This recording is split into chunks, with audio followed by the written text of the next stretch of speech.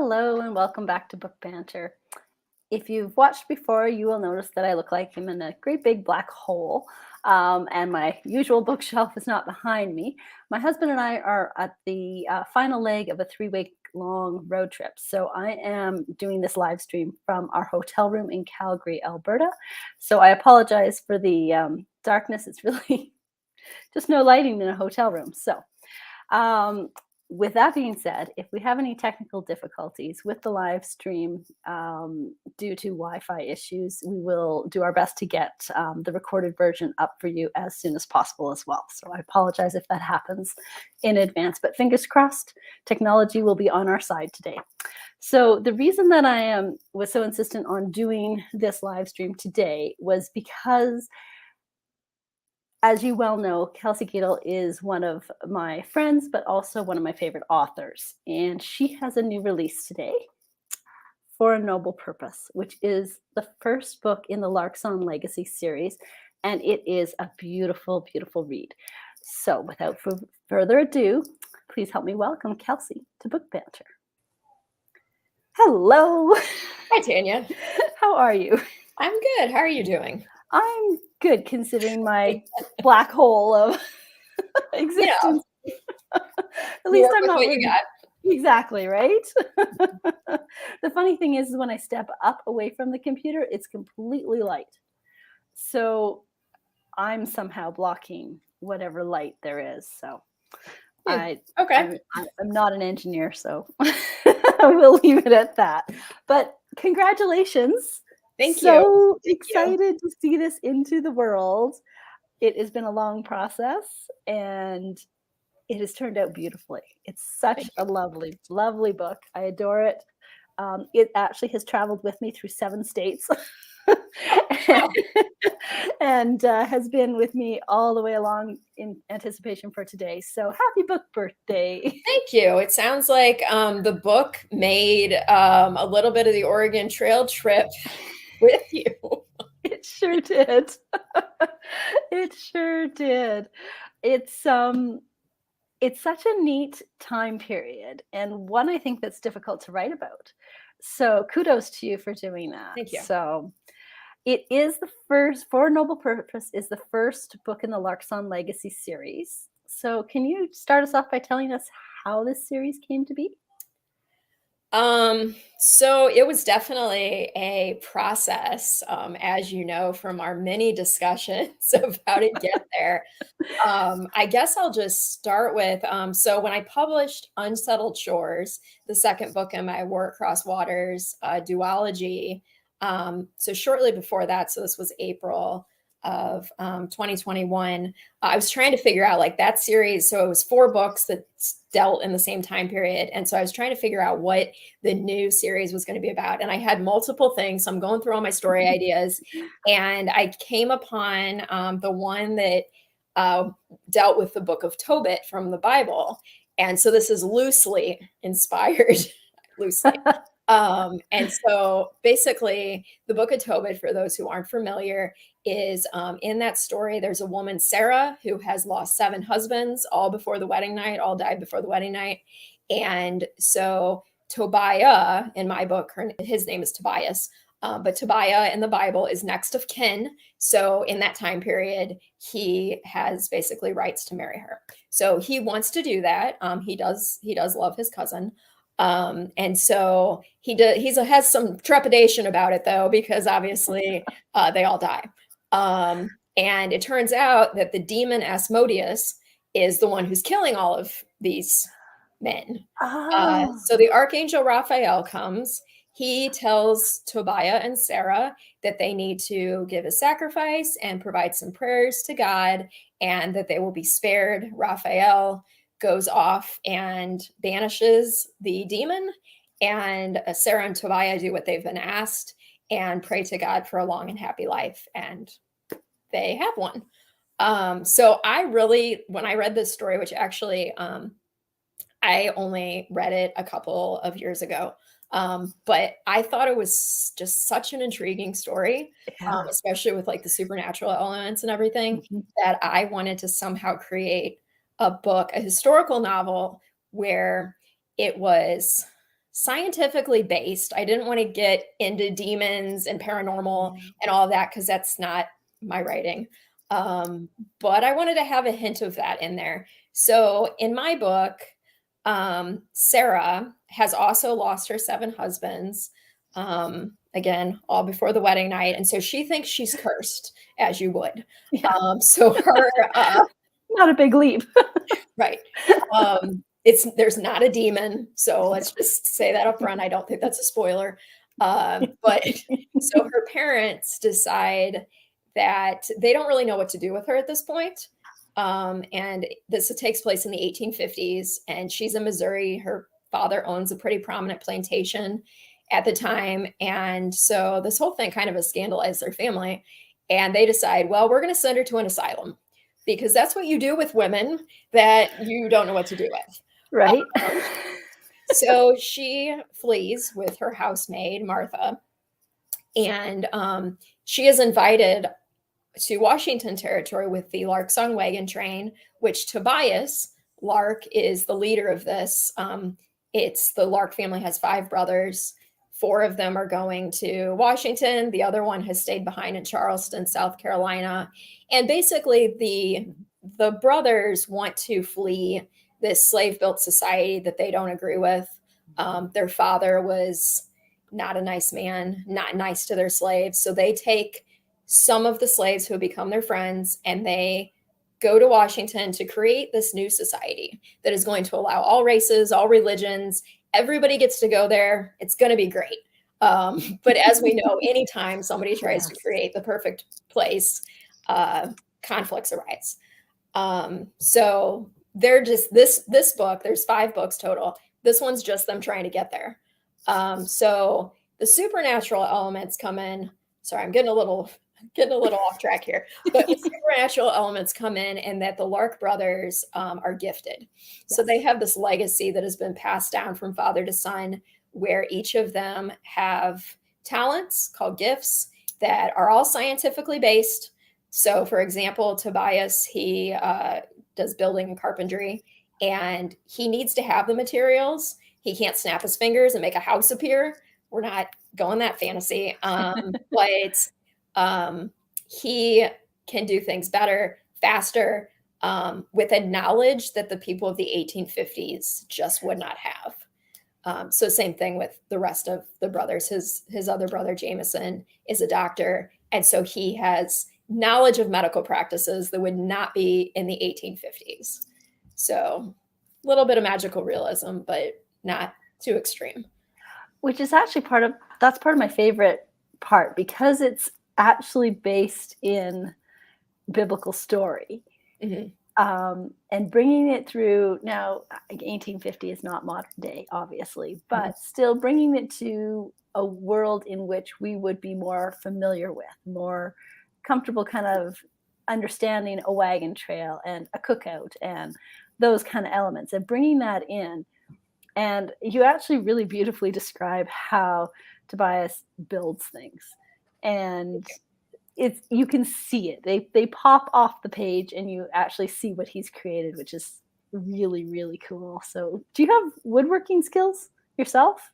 No, my husband used to be a carpenter. He was a union carpenter for a couple of years after college, and he loves building things. So I've got some background. So I was going to say, like the intricacies of the things that he built and the knowledge of how he did it that was pretty cool. So well done. Thanks. Awesome. So I think you've actually already answered my next question which is that you have very strong characters. And what I liked about it's difficult to have 5 brothers in a story. Mm-hmm. and make them all different and unique and well-rounded. And you managed to do that well. So sometimes I read a book that has lots and lots of characters, and I can't remember who is who. So I did not get lost in For a Noble Purpose, which is good. And that's probably on me. It's not necessarily the author. It's my attention span probably, but it was very evident who was who and what roles they played, not only in the wagon trail themselves, but as siblings in the family dynamic. It was very clear, and it definitely leads up to the other 4 novels beautifully. So that's exciting. Can't wait for the rest. Nice. And Sarah did interest me a lot. And being widowed 7 times is quite, I think it's a hard character profile to make real. And I mean, even though it's based on the biblical story, you had to infuse something into it to make her make all those things make sense. And I won't spoil anything, but it does make complete sense. Mhm. So, so that's really cool. And so the special gifts that you gave the Lark brothers, how did you decide which gifts to give them, and how did you keep this from straying too far into fantasy? Because it doesn't read like fantasy. We have that supernatural element, but it doesn't read into like fantasy. Mm-hmm. Well, so I had to do a lot of research. Basically, so in our house, we really like to watch Marvel movies. And we had just, and actually originally there was no gifted in the story. Oh. I'm not going to say what it is, but the end of the book where you find out Sarah's whole background and everything, that was still in it. Okay. But that was kind of the main thing. All the brothers were just normal. And then my family did a Marvel marathon where we watched all at the time, 23 of them. Holy crow. And that's just what we do. And so we watched all those, and like Star Wars is my absolute favorite. So you got the Force there and all that. But so we were watching that, and I was talking to my husband, and I was like, maybe they need to be like superheroes. Yeah. And then I calmed myself down, and I was like, hold on, we're writing fantasy here. But he actually helped me to figure out which gifts would work to stay in that science, Yes. but to like take it to the next level. So my husband was very instrumental in figuring out like which gifts to use. And then I had to kind of say, okay, so I've got it narrowed down to these gifts. Now, which ones are going to go with which brothers? So I kind of created a profile for each of them of like who I wanted them to be, like their character without their gifts. And then sort of paired, okay, which ones do I feel like would go with each one? So for example, Tobias, he is a builder. He's a fixer. And that's his inner personality too, is he wants to fix things. And he goes through the whole book with this whole, with his background of, because their father's gift was persuasion, and his gift does get a little more supernatural in that he, like, everybody just listens to him, and he persuades their mother actually to end her own life. And the brothers know that, but the rest of this town does not know that. And so they've kind of lived under the shadow of their mother's death and not being able to save her from their father. And so he's constantly trying to fix that which he feels like they broke. And there's not really a way to fix that. It's more him getting through it. Yeah, coming to terms with the reality of his life. Yeah. And so now he's like kind of wanting to fix Sarah and figure out what her deal is. And so he actually thinks she's gifted, but in like reverse, where like she's killed, like her curse is killing the guys, but she doesn't realize it. Is or not, read it. But yes, exactly. Yeah. And then Jameson, who's the second brother, his gift is he's a doctor, so he heals people, and he's also very religious. So he very much wants to heal people's souls, their minds, their bodies. So that's why he became a physician. So, gotcha. Yeah. It's interesting that you. I like how you approached it. It's a very analytical way to approach it.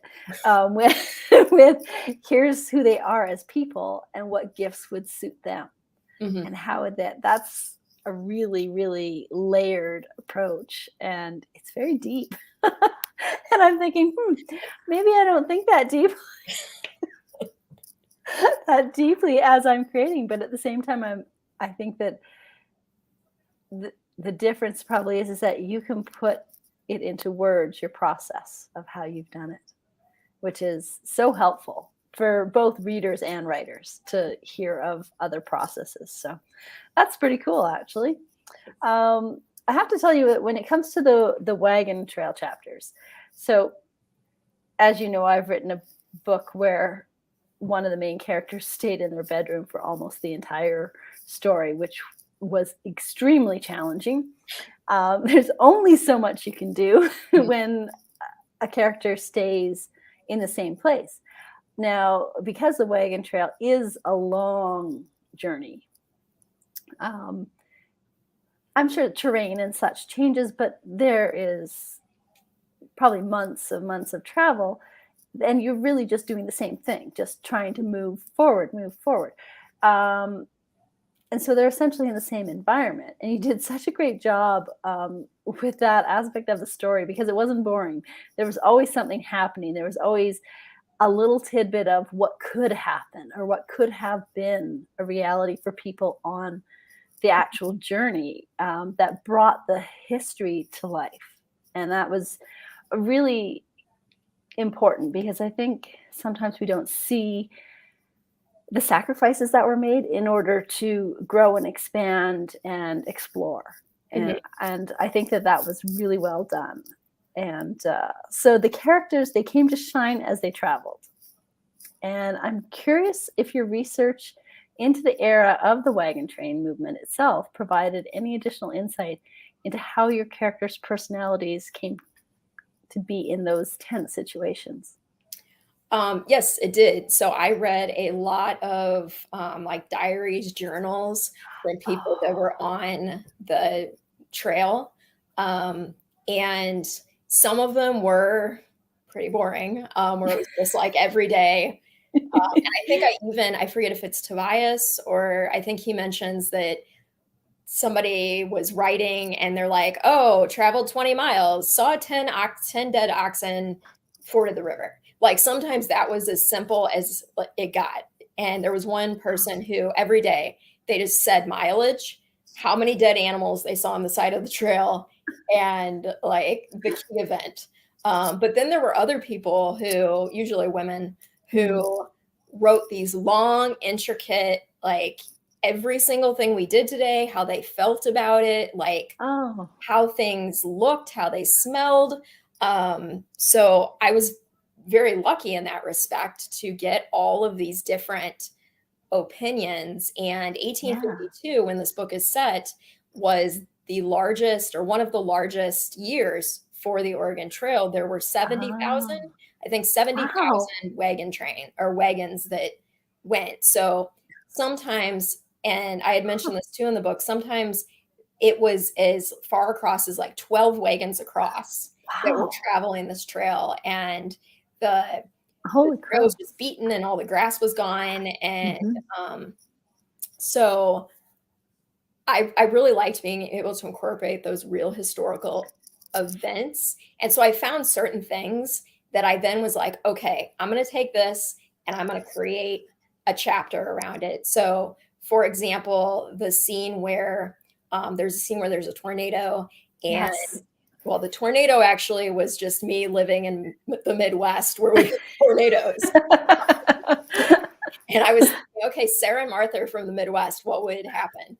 But they lose it. There's a child that gets lost in the tall grass. And sometimes the prairie grass was like up to here. So it was a reality that like children and animals would get lost in these prairie grasses and sometimes not be found.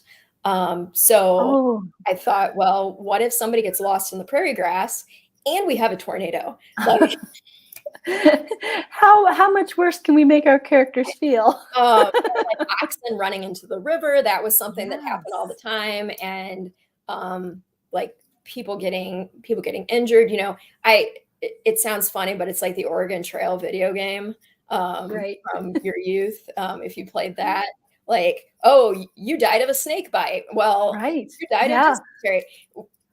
Yes, but Yes, those were like very real those are real things. things. So I guess my many years of playing the Oregon Trail were helpful. I don't want to mention too many more historical events because it'll give Yeah. some of the plot lines away. But Oh, absolutely. No, that's really cool because it did. It's difficult to do, and it's nice to get that glimpse into what life would have been like. mhm, And I didn't realize 12 across. That's huge. Like yeah, wagons aren't super small, so that's right. and to have all of those animals pulling those wagons Mhm. as well. Like And just that's learning about animals, like, I had yeah, always learned in school, everybody took oxen. Well, right. some took oxen, some took mules, some took horses, and, like, there was different reasons for taking the different ones, and, Oh, for sure. so I had to take all of that into consideration too. And it's funny too because I imagine it also depends on what they had access to Mhm. as they were leaving wherever they were leaving from. Yes. So it's a fascinating time period. And I will tell you that I'm not a super big fan of Wild West. So Mm. it helped my interest and it actually informed me a lot, which was really, really Good. good. um, so the social norms of the day in the South was plantation life. Mhm. I actually really liked how you brought the companionship between people of different race, religion, and social standing together. And that's not an easy line to walk as an author. And how did you approach the delicate topic of slavery for the novel? Because it's a touchy Yeah. subject and it's a hard one. It's a hard Um, one. that was probably the hardest part of writing the entire book. Yeah. And it was something that initially, because when I was looking at, okay, all the different ways that I could potentially write this story, and then you suggested having it during the antebellum era, which of course you can't have something set. Sorry about that. That's okay, it worked out. But you can't have something set during the antebellum era and just completely ignore racial issues. Like, Right. you just can't. So I hope I did it justice. I did a lot of research into all the differing opinions. And I think that was probably the most interesting part of my research was all of the new things that I learned about, in particular, about the South and Southern economics and how like everything leading up to the Civil War was not as simple as just the slavery issue. Like that was a big thing, Oh, but just all the ways that people were both, well, the plantation owners were trying to help themselves, but also the people that were trying to help the slaves, but feeling like their hands were tied. So the Lark brothers want to help their slaves. Like, and they, in this book, they are overseers. And they do that because they know that otherwise their father will hire people who will not be kind to these right. people. But they can't free them because legally there were laws that prevented you from freeing people. Yes. There were also laws that said anyone that was free, like officially free with papers, Yeah. when the slave law was passed, they could be captured and brought back to the South, whether they had papers or not. So for the Lark So you're brothers, never free then. right. So they wanted to free their people, but they knew that they couldn't free their people Right. because of the whole just culture and everything. So when they go to Washington territory, and they go to Washington instead of Oregon, because Oregon didn't really want Black people there. They had certain laws against them Oh, officially settling, whereas Washington did not. They still couldn't claim land, but they could at least live peaceably enough. And so the Lark brothers carry papers for the slaves who aren't slaves anymore, but they right. have to because as they're traveling, if slave catchers came and grabbed their friends, Right. they could say, no, I have these papers. I own these people. And Right. so basically Oh, it was so hard because hard. you didn't own them, but you own them. In Yeah. order to help them, you had to kind of make some really tough decisions. Which is and that's hard to write about because I mean history it just really shows us that humans are Mm, not we are not great. yeah. So Laurie is saying this sounds interesting. Mm. Yeah, so I would recommend if anybody like if you have some free time and you want to read about Southern Yeah. pre-Civil War economics, I think that it's something that I feel like everybody should read a little bit about.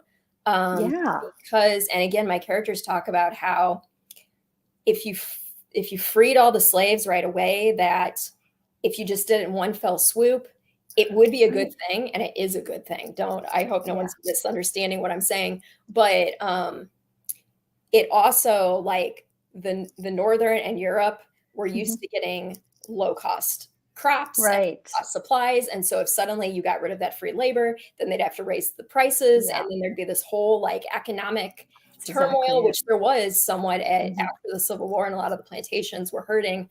Hmm. And then again, your slaves, if you just sent them out, like who's going to take care of them? Like where are they going to Yeah. go? People didn't want Who's to give them jobs. So exactly what I was thinking. Like, how do right, they, it's not like they have their resume right. and So that's neither side was set up for success outside of the system. correct. And that's something Tobias talks about is that there's just no good answer. And that's something they have to kind of deal with. And even in Missouri, which is where Sarah's from, where they had a different lifestyle because most of the plantations in Missouri Mhm. only had a few slaves. Like 20 was a lot for Oh, Missouri plantation, which I didn't even know Missouri had plantations. So I started researching. oh, Um, interesting. Usually the slave owners in Missouri would work alongside the slaves, and so the dynamic was a little better than in the deeper South, Oh, okay. but I Okay. mean, it was still there. But yeah, there's still the the phrase ownership Yes. is a one that yeah, just is hard. That's it just sticks you in the heart and doesn't sit right no matter what. Mhm. But I and that's the thing. It's so the way you've addressed it in the novel is it comes across as that way of being that kind of plantation owner of trying to do the best they could do within the bounds of the law that they were living at the time.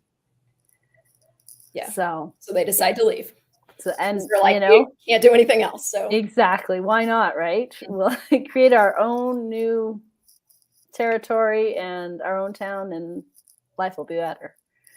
Wow, it's a hard one, and it's a delicate subject, and it's because it's difficult to speak from a perspective that you've not experienced. mhm. And the interesting thing is that it becomes apparent when we talk about race or religion or societal um, differences. Um, but as a historical fiction author, we are always putting ourselves in the position to speak of a position or a situation that we are not familiar with. So Mm, we're always in that murky water, but it becomes much more um, difficult to sort of delve into when it's known issues and that we are still facing yeah. in the modern world. So I think when books are written to enlighten us, it and like you say, economically, it when you explain that, that makes complete sense as to why lawmakers would have been like, well, wait a minute, we can't do this all at once because of the economic impact. But it's always my argument at some point, human life matters far more Oh, than money. yes. No, I was not saying that No. whatsoever. Slavery's bad. We shouldn't have it. Uh, Exactly. Exactly. I just found it interesting to It is. be able to see that counter argument and that it in Yeah. some ways made sense. It does, looking back at it. It Yes. makes sense as you can see where those sort of thoughts came from. Mhm. And then you also know that in the mix of that is also power hungry individuals as well. Mhm. And that is the force that pushes things in the wrong direction. Yeah. So yeah, I completely agree. It's just interesting the economics of it. It makes sense. It's, the pandemic showed us that. Yeah. That when, whole manufacturing, we still have shortages and delays and things like that because of manufacturing plants in different locales. And so it's a real thing. Mm-hmm. The economy still does make a lot of the decisions for how we behave socially. Mm-hmm. So That's true. it's very interesting, though. It's not easy. So kudos to you for that, because thanks for doing that for us. There's so the research that you did that helped you with tackling that topic of slavery in the novels was digging into things like the Missouri plantation life. And was that through letters and stuff, or was that actual research books that you were? Both. So I mean, I read your standard research books that just talked about, history. It's what happened. But then I also read a lot of like firsthand accounts, and from both, like, I tried to get a pretty well-rounded, like, slaves and white people from the South, from the North, and like the two sides of the South, like the Missouri, the northern South and the southern South, because there was a pretty distinct culture between the two. Missouri, in fact, was a border state, and so it was like half slave, half free, kind of. And it actually held two governments during the Civil War. Really? Because it, like, I guess, couldn't decide which it wanted to be. So yeah, there were two governments, which I found so fascinating. I'm like, how did that work? But yeah, so I read a lot. That's interesting. Listened to videos online of people from now talking about things. YouTube is brilliant. Mm-hmm. It really is. I completely agree. Well, it's funny that you talk about research books, because currently 6 of those research books are holding up my computer to the proper height right now. And I think I've got another 8 arriving at home when I get there. And I'm like, yeah. And I'm like, how many research books does it take to make one novel? Too many. Yes. And then you can't put all that information into the novel. So, not without boring everyone anyway. So, with all of these topics and the beauty of the book itself, which is a beautiful cover, by the way. Thank you. Lovely cover. I'm trying to get it out of the sunlight that's decided to pop up in my world here. Here. Let's see because I've got sunlight directly on me. There you go. That's a better picture of it. It's a beautiful cover. It makes me want to run my hand over it. So exactly. What would you like readers to take away after they've read For a Noble Purpose? So I just hope that they can find a little bit of themselves there, because I feel like, especially with so many characters, that I'd like to hope that there's something for everybody, and that they can see some of these different viewpoints, especially on like social issues and just personal issues and faith, because faith is a big part of the book as well. And just maybe think about things a little differently than they have, or maybe it reaffirms what they already know, that they're on the right path, or that they should be on a different path. I just hope they can relate to it. Absolutely. Absolutely. Well, I think that's the thing. We're all on a journey. It's just, and we're not always all at the same spot at the same time. So sometimes it's a sentence, sometimes it's a paragraph, sometimes it's a chapter. But if something speaks to you, then hold on to that and really think about it and ruminate on it a little.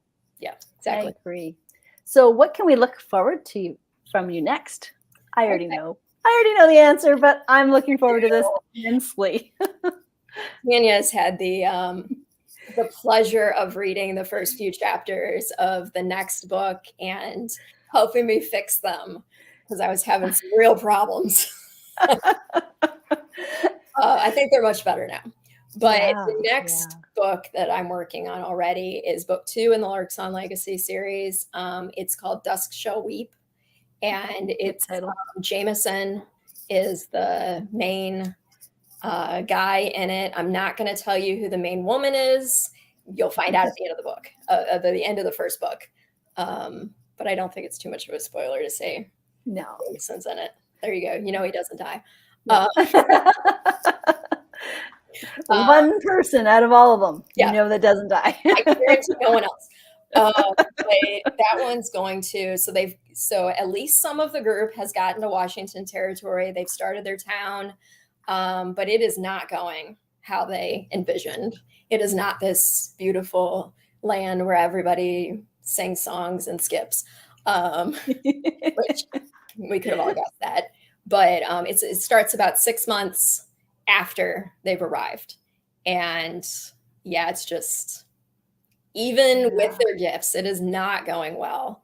And they kind of have to just figure out what they're going to do about that. And the female lead has a secret that she is keeping from everybody. It's a medical secret. And so she is trying to find a husband to take care of her.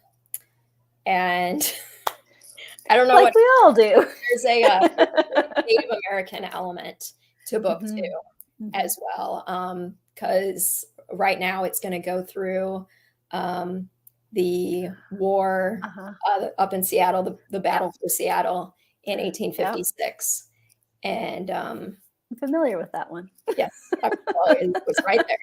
So yeah, I think that's about all I can say since that's a good teaser though. Came out. So. Do you have an ETA for book 2?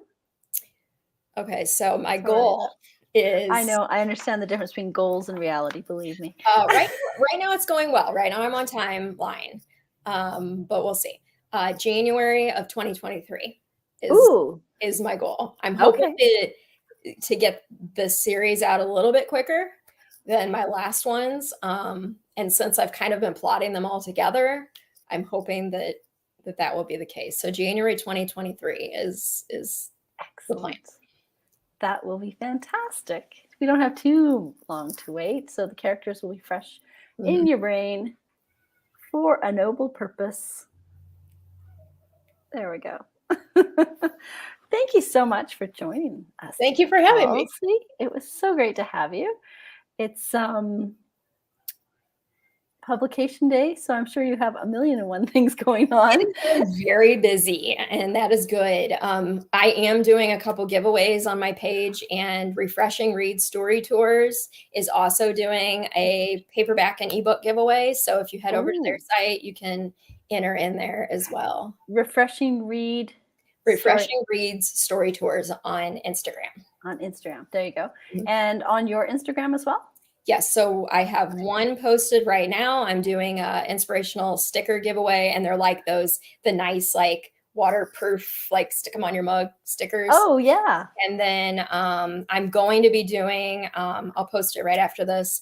I'm going to be doing a international, since Refreshing Reads has the American giveaway, I'm going to be doing a international only, so non-US ebook giveaway, since I can never give anything away due to shipping costs to my international readers. So I'm going to do an ebook giveaway for you guys.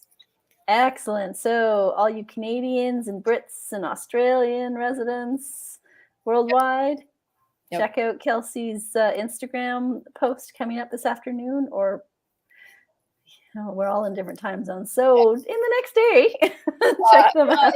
I'll post it like after we get off. Here. Okay. So then, because Australia is probably sleeping, so by the time you wake up, you can check it out and enter to win a copy of For a Noble Purpose ebook copy. Awesome. Well, thank you so much. It was great to have you here. Congratulations on a wonderful book. Thank you. Fabulous series starter, and I'm looking forward to the rest, all 4 more. All right. Awesome. Thanks so much. Enjoy your publication day. I will. See you later. Bye. Bye.